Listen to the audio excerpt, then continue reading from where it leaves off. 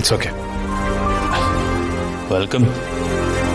And ನನಗೆ ಆಶ್ಚರ್ಯ ಆಗ್ತಿರೋದು ಏನು ಗೊತ್ತಾ?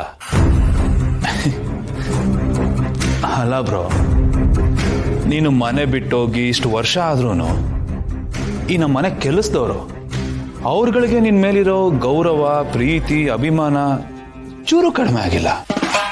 It's surprising.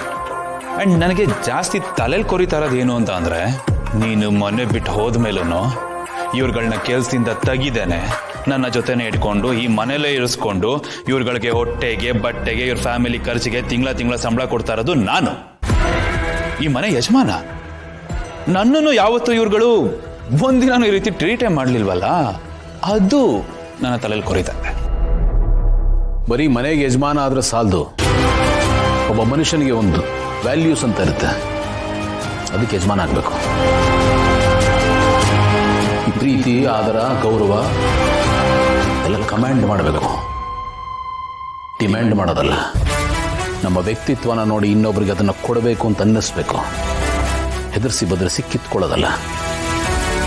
ನೀನು ನಿನ್ನ ವ್ಯಕ್ತಿತ್ವ ಬದಲಾಗಿಲ್ಲ ಅಂದಮೇಲೆ ಇದನ್ನೆಲ್ಲ ಯಾಕೆ ಎಕ್ಸ್ಪೆಕ್ಟ್ ಮಾಡ್ತಾ ಇದೆಯಾ?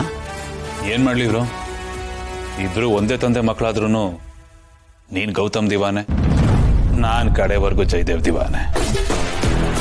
ಅದಾಗಿರಲಿ, ಕಾಲ್ ಮಾಡಿದ್ದೆ ಸಿಗಬೇಕು, ಮಾತಾಡಬೇಕು ಅಂತ. ಏನು ವಿಷಯ? ನಿಮ್ಮನ್ನೆಲ್ಲ ಬಿಟ್ಟು ಇಷ್ಟು ವರ್ಷ ಆದರೂ ನೀನಿನ್ನೂ ಬದಲಾಗಿಲ್ಲ ಅನ್ನೋ ಸೂಚನೆ ಸಿಕ್ತು, ಅದಕ್ಕೆ ನಿನ್ನ ವಿಚಾರಿಸ್ಕೊಂಡು ಹೋಗೋಣ ಅಂತ ಬಂದೆ. ಥ್ಯಾಂಕ್ಸ್. ಬಟ್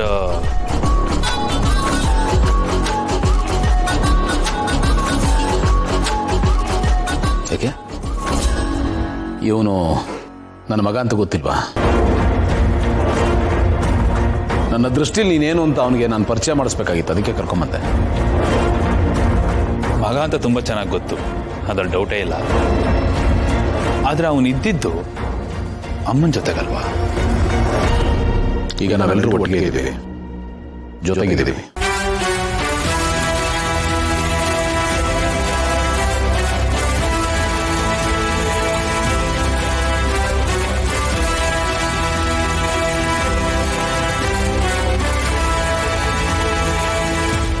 ಹೇಗಿದೆಯಾ ಭೂಮಿಕಾ?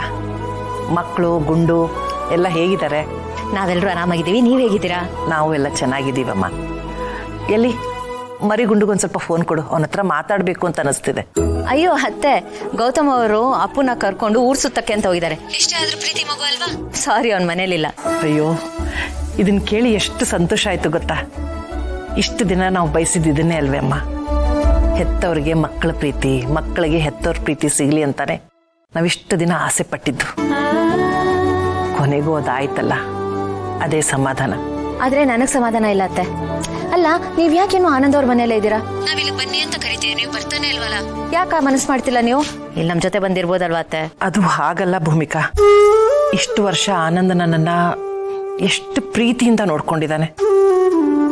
ಈಗ ನಾನು ದಿಢೀರಂತ ಬಂದ್ಬಿಟ್ರೆ ಅವನಿಗೂ ಬೇಜಾರಾಗತ್ತಲ್ವಾ?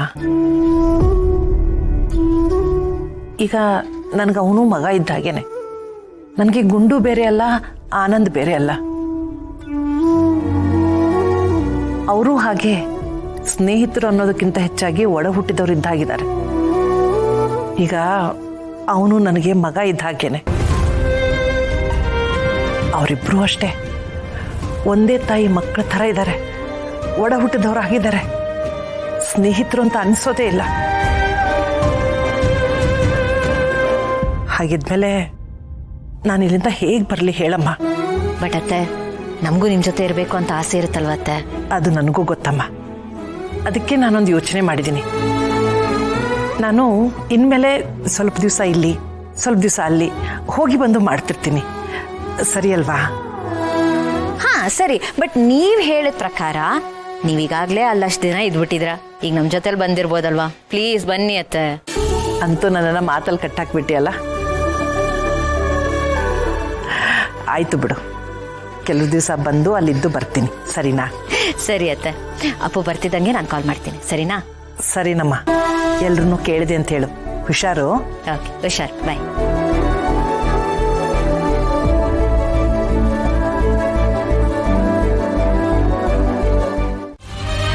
ಉರಿಯಲ್ವಾ? ನೀನೇ ಹೇಳು. ಆವಾಗ ಶುರುವಾಗಿದ್ದು ನಿಮ್ಗಳ ಹುಡುಕಾಟ. ಆ ಹುಡುಕೋ ಪ್ರೋಸೆಸ್ ಅಲ್ಲೇ ನನಗೆ ಸಿಕ್ಕಿದ್ದು ಇವನ್, ಅಂಡ್ ಇವನ್ ಮೂಲಕ ನೀವೆಲ್ರು. ಸೊ ನನಗೆ ಬೇರೆ ದಾರಿ ಯಾವುದೂ ಇರಲಿಲ್ಲ. And for your kind information, ನಾನು ಅವನನ್ನು ಸೇಫಾಗಿ ಕರ್ಕೊಂಬಂದೆ, ಚೆನ್ನಾಗೇ ನೋಡಿಕೊಂಡೆ, ಆ್ಯಂಡ್ ನನಗೇನು ಬರಬೇಕಿತ್ತು ಅದನ್ನು ನಾನು ದಕ್ಕಿಸ್ಕೊಂಡು ಅವನನ್ನು ಸೇಫಾಗಿ ವಾಪಸ್ ಕಳಿಸ್ದೆ. ಈಗಲೂ ನೀನು ದಕ್ಕಿಸ್ಕೊಂಡಿರೋದನ್ನ ಕಿತ್ಕೊಳ್ಳೋ ಹಕ್ಕು ನನಗಿದೆ ಜೈ. ಬಟ್ ನನಗೆ ಬೇಡ ಅದು. ಇದನ್ನೆಲ್ಲ ನೀವುಗಳು ಬದುಕೊಳ್ಳಿ ಅಂತ ಬಿಟ್ಟು ಹೋಗಿತ್ತು. ಭಯ ಪಟ್ಕೊಂಡಲ್ಲ, ನೆನಪಿರ್ಲಿ. ಈ ದಿವಾನ್ ಫ್ಯಾಮಿಲಿಗೆ ಕೊಟ್ಟು ಗೊತ್ತೇ ಹೊರತು ಕೊಟ್ಟಿದ್ದನ್ನ ಕಿತ್ಕೊಳ್ಳೋ ಅಭ್ಯಾಸ ಇಲ್ಲ. ಇದನ್ನೆಲ್ಲ ನೀನು ಬೇರೆ ರೀತಿಯಲ್ಲಿ ಮಾಡ್ಬೋದಾಗಿತ್ತು. ಬಟ್ ನಿನ್ನ ಯೋಗ್ಯತೆಗೆ ತಕ್ಕನಾದ ದಾರಿನೇ ನೀನು ಹುಡ್ಕೊಂಡಿದ್ಯಾ. ಇನ್ನು ಏನು ಬೇಕು ಕೇಳು, ಎಲ್ಲಾನು ಬರ್ಕೊಡ್ತೀನಿ.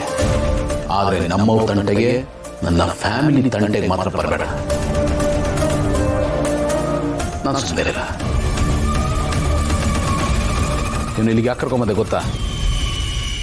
ನೀನು ಭಯಕ್ಕೆ ಯೋಗ್ಯನಲ್ಲ, ತಿರಸ್ಕಾರಕ್ಕೆ ಯೋಗ್ಯ ಅಂತ ಅವನಿಗೆ ಅರ್ಥ ಮಾಡಿಸ್ಬೇಕಾಗಿತ್ತು. ಅದಕ್ಕೆ ಕರ್ಕೊಂಬಂದೆ.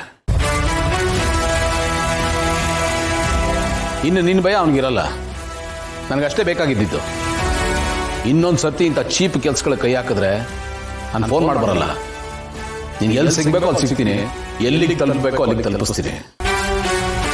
ಶಾ ಬರ.